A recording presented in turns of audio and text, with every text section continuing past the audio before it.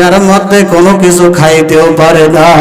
এ বাবা মানুষকে দেখলেও চিনতে পারে না, নিজের সন্তানের দিকে তাকায়, একবার নয় দুইবার নয় তিনবার করে তাকানোর পরেও নিজের সন্তানকে চিনতে পারে না, এমন বাবা মা আছে না নাই?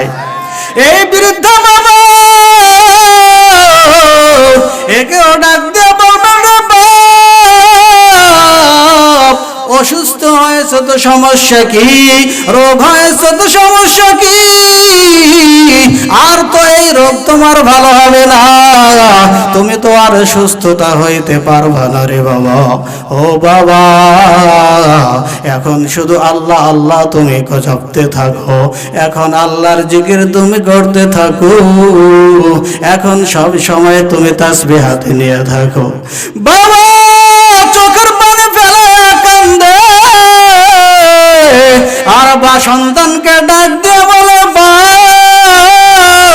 ছোট্ট থেকে আজ পর্যন্ত নিজে না খাইয়া তোমাকে খাওয়াইছি, আমি নিজে আরামায়েশ না করে তোমাকে আরামায়েশ করাইছি। ও বাবা টাকা পয়সার মালিক তুমি অনেক হয়েছে রে বাবা। ও বাবা দয়া করে মেহেরবানি করে ভালো ডাক্তারের ব্যবস্থা করো, দয়া করে তুমি আমার বেঁচে থাকবার জন্য যত কিছু করা দরকার একটু ব্যবস্থাটা করো।